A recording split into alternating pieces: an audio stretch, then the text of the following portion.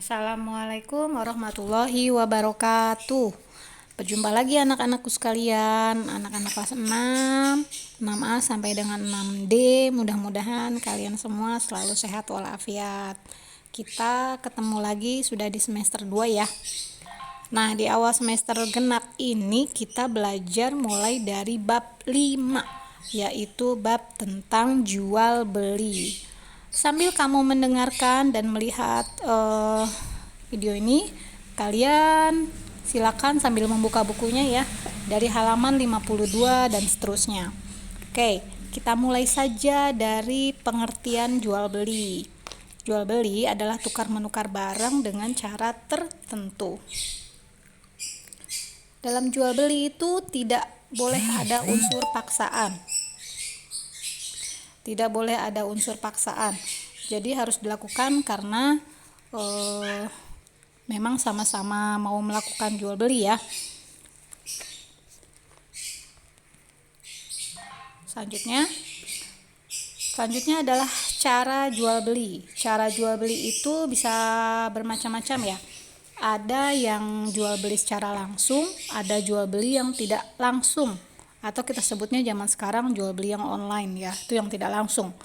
Nah, untuk cara jual beli langsung itu ada beberapa macam ya. Kalau zaman dulu mungkin dengan cara barter atau saling tukar menukar barang.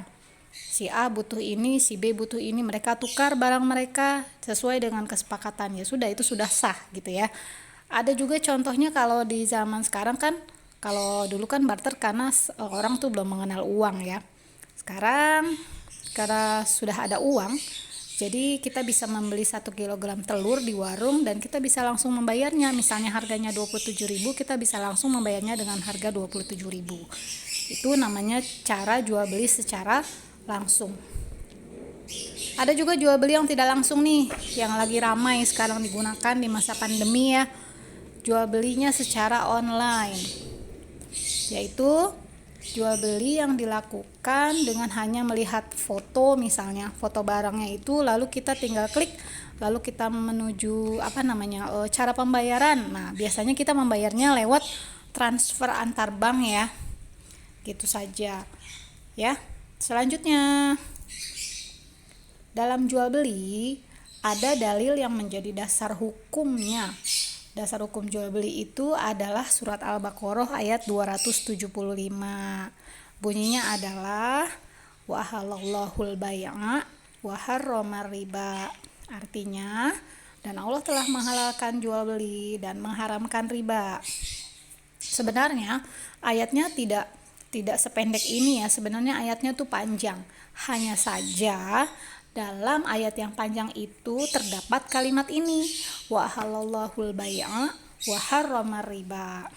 Ya, ini adalah dasar hukum jual beli. Al-Baqarah ayat 275. Nah, jual beli sendiri itu pada dasarnya adalah halal ya. Nah, kamu tadi udah Ibu kasih pengertian tentang jual beli, dan di situ Ibu menyebutkan kata riba ya. Mungkin kamu nanti ada yang bertanya-tanya, apa itu Bu riba? Yuk kita ke slide selanjutnya. Nah, ini adalah riba. Menurut pengertiannya, riba adalah tambahan. Maksudnya mengambil nilai tambah yang bersifat memberatkan orang yang meminjam uang. Nah, biasanya ini memang terjadi dalam hal utang piutang gitu. Contohnya riba seperti ini nih.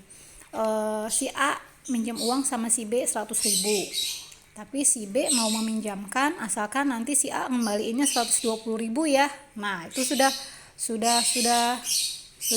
jelas itu riba. 20.000-nya itu kelebihannya itu kan 20.000. Nah, 20.000-nya itu termasuk pada riba. Dan riba itu haram ya. Karena nggak jelas tuh yang 20.000 itu buat apa gitu. Ya. Itu adalah riba. Kita ke slide selanjutnya ya. Rukun jual beli. Rukun jual beli itu artinya segala sesuatu yang harus ada pada saat proses jual beli. Nah, yang termasuk rukun jual beli adalah harus ada penjual, harus ada pembeli, lalu ada barang yang diperjualbelikan, lalu ada uang. Uang itu baik uang yang kita pegang nih, uang secara fisik, atau uang yang ada pada rekening bank. Kalau uang secara fisik berarti kita melakukan pembelian secara langsung ya. Kalau uang dalam rekening bank berarti kita melakukan pembelian secara jual beli secara tidak langsung gitu. Selanjutnya ya, rukun yang terakhir adalah ijab qabul. Ijab qabul yaitu ucapan dari pembeli dan penjual bahwa pembeli mau membeli barang tersebut dengan harga sekian gitu. Lalu penjual menyambutnya, saya jual barang ini pada kamu dengan harga sekian. Itu namanya ijab qabul ya, Nak. Selanjutnya. Nah, namanya jual beli ya, kalau tidak punya uang kan mau tidak mau harus mencicil. Nah, bagaimana nih dengan jual beli yang dilakukan dengan cara mencicil? Nah, dalam Islam sudah mengatur tuh sebenarnya dalam surat Al-Baqarah ayat 282. Ya, pada surat itu Allah menjelaskan bahwa hendaknya si penjual dan juga si pembeli memiliki catatan yang jelas. Catatannya catatan berupa apa? Catatan mengenai kapan dia bayar, artinya tanggalnya ya. Di catatan itu harus ada tanggalnya, kapan si A bayar sama si B gitu. Lalu berapa yang dibayarkan, jumlah uangnya berapa yang dibayarkan, lalu nama orang yang menerima uang pembayaran itu namanya siapa, itu juga harus tertulis dengan jelas gitu ya. Itu namanya catatan ya. Catatan itu penting supaya tidak terjadi salah paham ya di kemudian hari. Oke, ini jelas sudah diatur oleh Allah dalam surat Al-Baqarah ayat 282. Nanti kamu silahkan membaca di buku paketnya, ada di halaman 55. Selanjutnya ada syarat jual beli. Syarat jual beli itu macam-macam ya. Ada syarat bagi penjual sama pembeli. Apa sih tuh syaratnya buat penjual sama pembeli? Nah, pembeli sama penjualnya itu harus sama-sama sudah balik. Balik itu apa ya? Balik itu bisa membedakan antara mana yang baik dan mana yang nggak baik, mana yang buruk, mana yang baik gitu loh. Jadi kalau dia sudah bisa membedakan itu berarti namanya dia sudah balik. Terus selanjutnya pembeli dan penjual itu harus sama-sama rela menjual ataupun membeli barang tersebut. Artinya balik lagi ke yang tadi tuh, tidak boleh ada unsur paksaan, harus rela. Terus selanjutnya ada lagi syarat bagi uang dan barangnya. Syarat bagi uang dan barang, uangnya atau barangnya itu harus uang dan barang yang halal, harus uang dan barang yang suci, yang bermanfaat, yang jelas ukurannya, bentuk dan sifat barangnya. Misalnya ada yang jual madu, harus jelas tuh ukurannya, berapa mililiter dalam botol itu, harganya berapa, lalu keasliannya seperti apa. Nah, itu ya harus jelas. Barang dan uangnya harus jelas ukuran, bentuk dan sifatnya. Selanjutnya syarat yang terakhir yaitu syarat pada saat kita melakukan ijab qabul. Nah, ijab qabul itu hendaknya dilakukan secara bersambung atau mualah. Maksudnya begini, kata si penjual, saya jual barang ini pada kamu dengan harga sekian, langsung disambut tuh sama si pembeli, saya beli barang ini dengan harga sekian dari Bapak. Nah, misalnya harus itu ya, maksudnya harus mualah tuh begitu ya, harus bersambung. Lalu juga ijab qabul itu harus dilakukan dan diucapkan dengan jelas dan mudah dimengerti. Supaya apa? Menghindari kesalahpahaman. Selanjutnya, banyak hal-hal yang dilarang dalam jual beli ya, Nak ya. Banyak sekali. Nah, beberapa di antaranya adalah, contohnya adalah menimbun barang kebutuhan sebelum dijual. Menimbun itu artinya menumpuk. Menumpuk itu maksudnya, ibu langsung kasih contoh aja ya. Misalnya pada hari ini nih harga minyak goreng turun nih. Nah, ada orang yang mau menimbunnya. Orang itu beli dengan jumlah yang sangat banyak lalu ditumpuk di rumahnya. nanti pada saat minyak goreng sudah naik, harganya lagi naik, dia jual. Nah, itu tidak boleh. Itu namanya menimbun barang kebutuhan. Ya. Selanjutnya adalah memberi barang yang sudah dibeli sama orang lain. Itu juga nggak boleh. Selanjutnya, jual beli dengan cara menipu.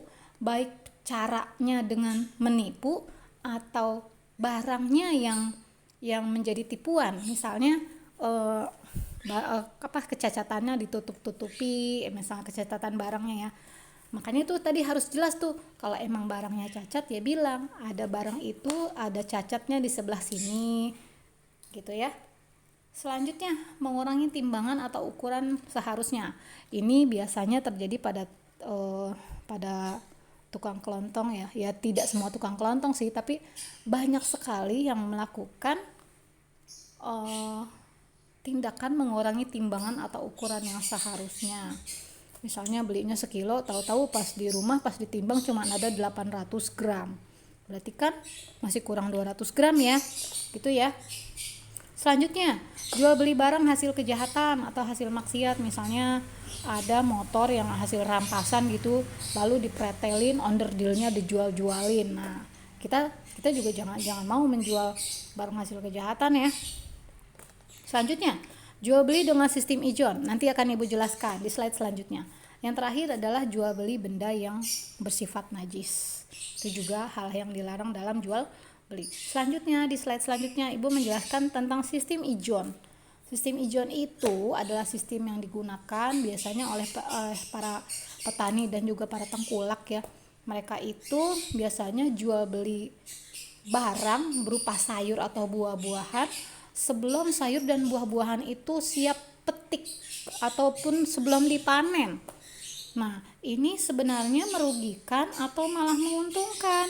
Cuma merugikan atau menguntungkannya itu tetap saja pasti akan merugikan salah satu pihak dan menguntungkan salah satu pihak. Oke. Contohnya misalnya sayur itu sudah dibayar oleh si tengkulak sama si petani sudah menerima uangnya, tiba-tiba ada banjir, maka tuh sayuran tuh nggak bisa dipanen. Berarti nanti ya petani itu juga rugi kan, uangnya harus dibalikin, lalu sayurannya tidak bisa dipanen gitu kan ya. Begitu, itulah kerugian menggunakan sistem ijon. Makanya sistem ijon itu memang dilarang ya. Selanjutnya, sekian pembelajaran hari ini. Berarti Ibu sudah menjelaskan sebanyak 1 bab itu ya.